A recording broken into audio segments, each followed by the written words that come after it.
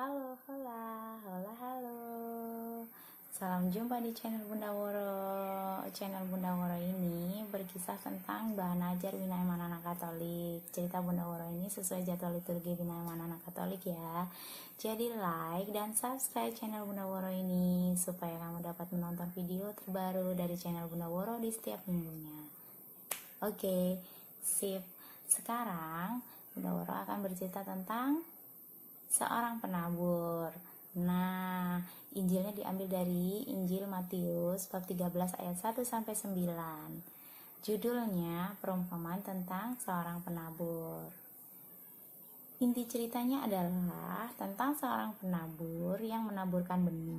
Benih ini jatuh sebagian di tanah yang di pinggir jalan, kemudian di tanah berbatu, ada juga yang di semak belukar, juga ada juga yang di tanah yang baik.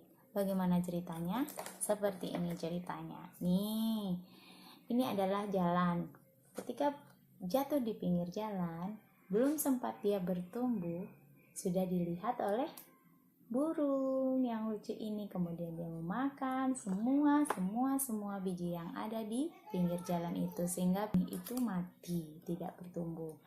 Kemudian ada yang jatuh di batu-batuan. Nah, jatuh di bebatuan ini dia bertumbuh teman-teman, bertumbuh, tetapi karena akarnya kecil, karena ini dia di batu-batu dan dia tidak berakar, kena sinar matahari, kemudian sinar matahari itu membuat dia layu dan kemudian dia kering, mati juga.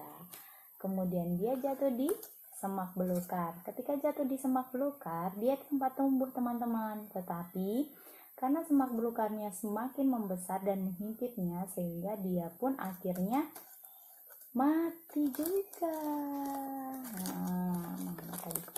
Akhirnya dia mati juga, dan terakhir dia ditanam di tanah yang baik. Nah, ketika dia ditanam di tanah yang baik, dia bertumbuh dengan baik, menjadi pohon yang berakar tinggi serta berbuah banyak. Ada yang berbuah 100 kali lipat, ada 60 kali lipat, ada yang 30 kali lipat. Seperti itu ceritanya. Artinya apa sih Bunda Woro? Kok bercerita tentang itu? Maksudnya apa? Seperti ini. Perumpamaan ini sebenarnya bercerita tentang seseorang yang melakukan tugasnya dengan baik dan bertanggung jawab. Penabur itu sebenarnya adalah seseorang yang memberi tugas kepadamu. Kemudian biji atau benih itu adalah tugas itu sendiri. Tugas apa? Tugas apa saja yang diberikan kepadamu. Tanah itu adalah contoh dari bermacam-macam anak yang diberi tugas ya. Misalnya Bunda Woro menjadi anak yang tanah pinggir jalan. Nah, ketika Bunda Woro menjadi anak pinggir jalan, tanah pinggir jalan, Bunda Woro ketika diberi tugas oleh mamanya Bunda Woro untuk membeli cabai, maka Bunda Woro hanya diam. Malah bahkan Bunda Woro menolak untuk membelikan cabai. Bunda Woro beli cabai, nggak mau. Orang Bunda Woro lagi nonton HP, nggak mau beli cabai, mama aja. Itu jatuh di pinggir jalan. Perintahnya tidak dapat dilakukan, tidak dilakukan sama sekali, ya kan? Dia dimakan burung. Kemudian kalau contoh benihnya jatuh di tanah berbatu, itu adalah anak yang mendengarkan saja. Bunda Woro beli cabai. Iya mama, nanti ya. Sekarang. Enggak 10 menit lagi. Sekarang orang mau dipakai cabainya. Enggak, nanti aja. Dan akhirnya tugas itu tidak dilakukan oleh Bunda Woro. Itu berarti Bunda Woro adalah contoh anak yang tanah berbatu. Nah, kemudian kalau contoh anak semak berduri itu adalah anak yang mendengarkan tetapi melakukan tapi tidak tuntas teman-teman. Seperti ini. Tadi kan dia tumbuh di semak-semak berduri, terhimpit, kemudian dia mati. Bunda Woro beli cabai. Iya mama, mana uangnya? Diambil uangnya, kemudian Bunda Woro berangkat, Di tengah jalan Bunda Woro ketemu dengan teman kesayangannya Bunda Woro, diajak bermain sepeda, bermain lari-larian, kejar-kejaran, sampai akhirnya uang Bunda Woro hilang untuk beli cabai itu, dan Bunda Woro pulang tanpa membawa apapun. Akhirnya tugasnya tidak terlaksana dan pasti dapat marah, ya kan? Dan di tanah yang terakhir, yaitu tanah yang baik, itu adalah ketika Bunda Woro melakukan tugas dengan baik. Bunda Woro beli cabai ya, ya mama mana uangnya?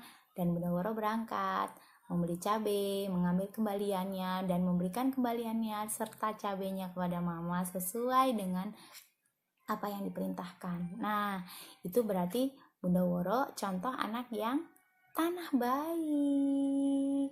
Nah, akhirnya kamu mengerti kan tentang tanah yang pinggir jalan, semak belukar, bebatu, dan tanah yang baik. Itu artinya bahwa kamu bisa saja menjadi anak yang tidak baik, tetapi pilihanmu adalah menjadi anak yang baik, yaitu tanah yang baik.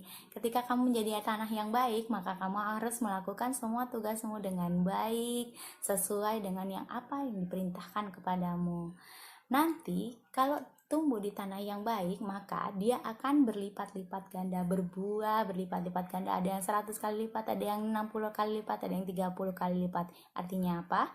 Ketika kamu selesai melakukan tugasmu dengan baik, perintah yang dilakukan olehmu dilakukan dengan baik, maka kamu akan mendapat rasa bahagia telah menyelesaikan tugasmu dengan baik.